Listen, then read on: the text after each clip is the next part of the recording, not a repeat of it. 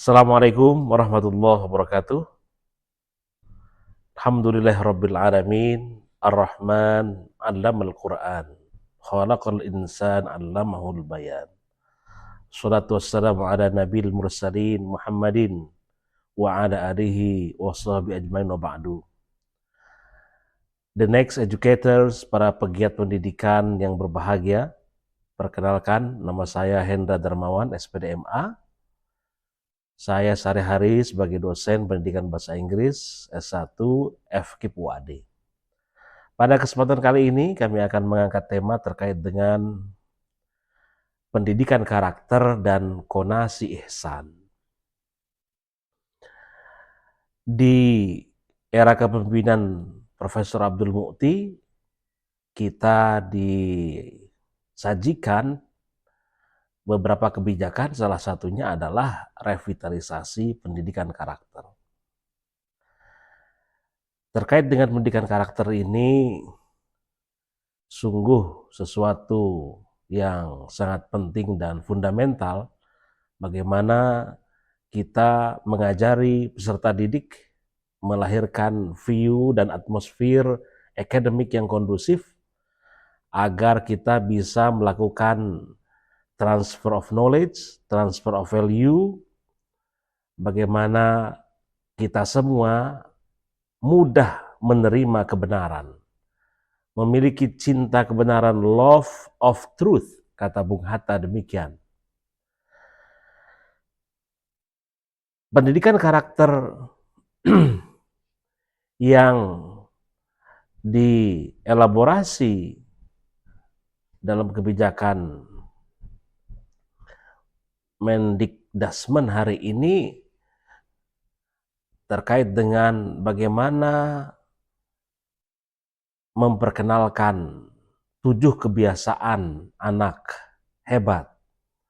Yang kedua terkait dengan revitalisasi peran para guru, para pendidik yang ia tidak hanya berperan sebagai pengajar, tetapi ia juga hadir sebagai seorang konselor. Dalam banyak pembahasan terkait dengan pendidikan karakter, kalau kita mengutip teori Licona, ada yang disebut dengan knowing good, feeling good, experiencing good. Atau dalam bahasa yang lain, knowing the characters, feeling the characters, and experiencing the characters. Bagaimana kita mengajak para peserta didik dan para kolega pendidik yang pertama mengetahui apa yang disebut dengan kebaikan, karakter yang baik, knowing good. Yang kedua, feeling good, merasakan nilai-nilai kebaikan itu pada saat kita implementasikan.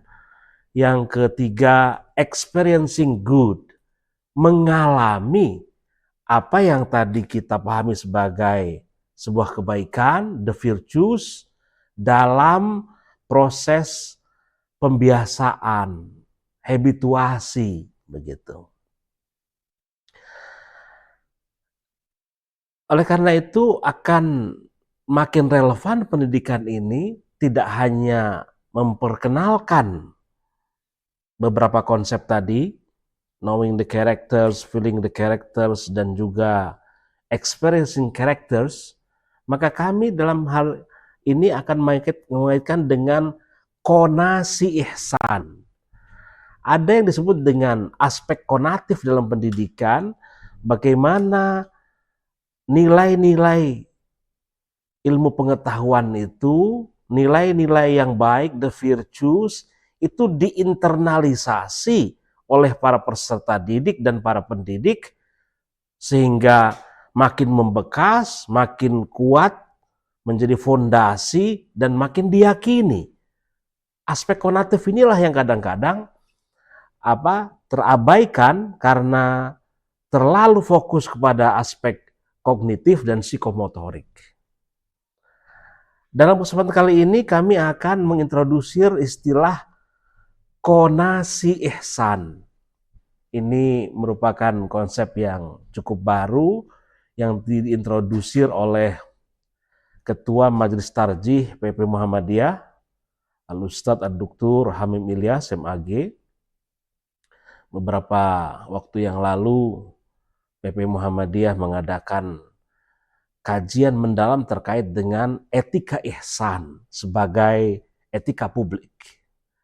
Lalu dalam pembahasan paparan Bapak Dr. Hamim Ilyas, beliau memperkenalkan konasi ihsan. Bagaimana ada kesadaran para peserta didik sebagai ciptaan Allah, sebagai makhluk yang diciptakan oleh Allah dengan keterbaikan perangkat yang dimilikinya. Bahwasanya manusia diciptakan fi ahsani taqwim, bahwasanya manusia diberikan hidayah, ya ini berupa potensi hidayatul akal, hidayah akal pikiran, hidayatul hawas, pemberian apa yang disebut dengan panca indera, dan hidayatul wijdan, bahwasanya manusia diberikan potensi apa yang disebut dengan intuisi, potensi hati nurani. Maka sekali lagi memperkenalkan pendidikan karakter, selain memperkenalkan konsep dan nilai-nilai tadi, lebih daripada itu kita juga penting untuk memberi underline penekanan bahwasanya peserta didik itu sendiri, para pendidik itu sendiri adalah manusia yang diciptakan dengan karomatul insaniyah, kemuliaan kemanusiaan. Potensi yang ia miliki salah satunya adalah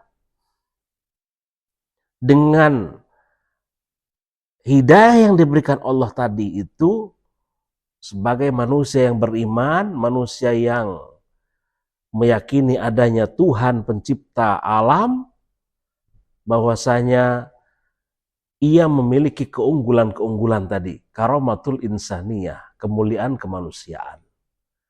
Manusia diciptakan dengan nilai-nilai keterbaikan, gitu ya, dengan virtues, dengan kecenderungan cinta kebaikan, love of virtues, fa'alhamaha fujuraha wa taqwaha, bahwasanya Allah memberikan potensi manusia untuk berbuat baik dan juga potensi atau kecenderungan manusia berbuat buruk. Tinggal bagaimana potensi ini yang harus kita perbesar adalah kecenderungan atau potensi untuk cinta kebaikan, love of virtues, love of truth, cinta kebenaran. Tidakkah kita ingat bahwasanya kebenaran itu datang dari Allah? Al-haqqu mir rabbika fala takunanna minal mumtarin. Kebenaran itu datangnya dari Allah dan jangan sekali-kali pernah ragu atas kebenaran yang datang dari Allah itu. Maka kita semua berupaya untuk memelihara anugerah Allah secara terbaik tadi. Memelihara pikiran, memelihara panca indera, memelihara potensi intuisi.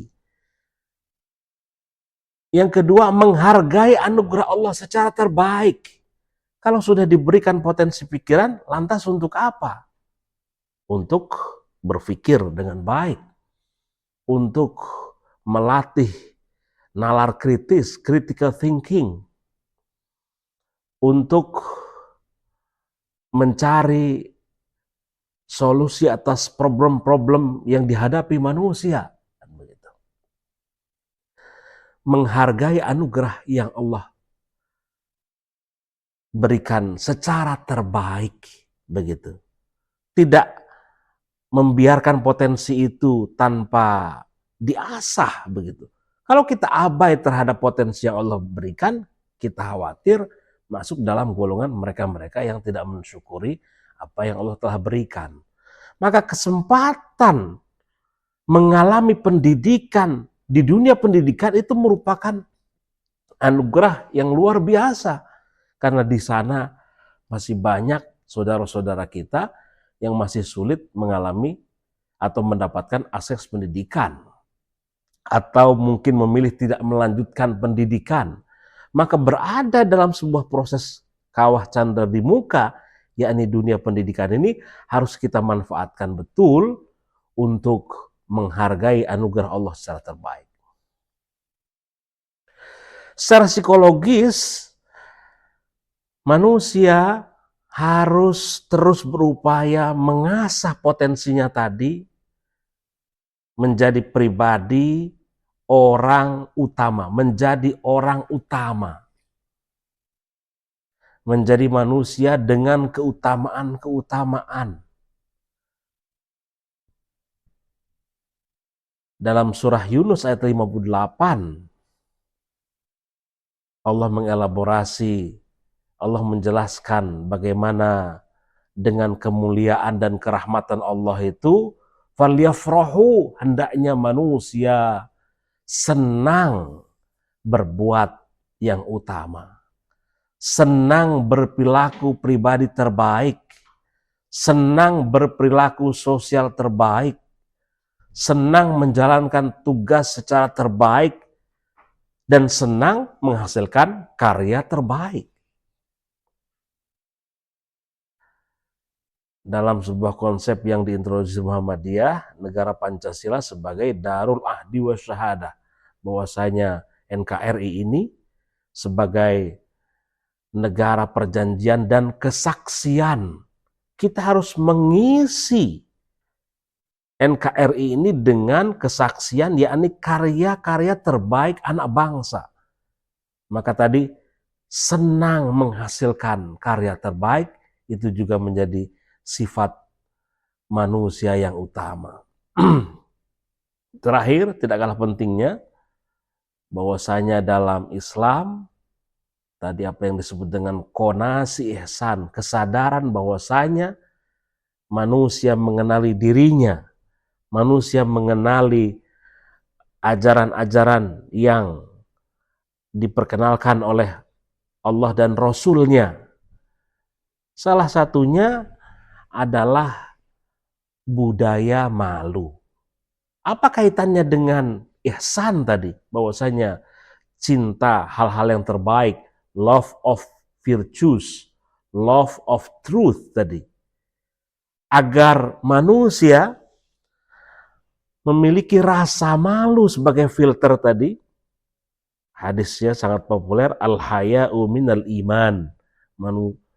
Malu itu adalah sebagian daripada iman.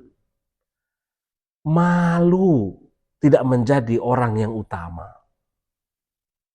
Malu tidak berperilaku pribadi terbaik. Malu tidak berperilaku sosial terbaik. Malu tidak menjalankan tugas secara terbaik. Dan juga memiliki rasa malu jika tidak menghasilkan karya terbaik. Oleh karena itu, para pegiat pendidikan dan juga the next educators, sekali lagi dengan mengenali potensi diri sebagai manusia, hamba Allah, ada kesadaran apa yang disebut dengan qonasi ihsan, mengenali dirinya, potensinya, mengenali nilai-nilai terbaik yang diajarkan oleh Allah dan Rasul-Nya. Lalu itu menjadi parameter agar kita berupaya menuju ke sana, menjadi pribadi-pribadi terbaik dengan karomatul insaniyah, kemuliaan kemanusiaan. Dan kita berupaya untuk memiliki kontrol diri dengan rasa malu itu agar kita tidak terjerembab kepada jurang kehancuran, yakni self-destructiveness, menjadi pribadi-pribadi yang merugi karena tadi tidak memanfaatkan anugerah yang Allah telah berikan secara optimal, tidak mensyukuri dan mengembangkan serta memelihara potensi-potensi yang Allah telah berikan. Karena tidak melakukan itu, maka sangat berpeluang untuk terjerembab kepada kerusakan, self-destructiveness, atau Pak Kunto Wijoyo menyebutnya pribadi-pribadi yang merugi. Demikian apa yang perlu kami sampaikan, mudah-mudahan dapat menginspirasi kami pribadi dan menjadi catatan bagi para penggerak pendidikan dan the next education. Assalamualaikum warahmatullahi wabarakatuh.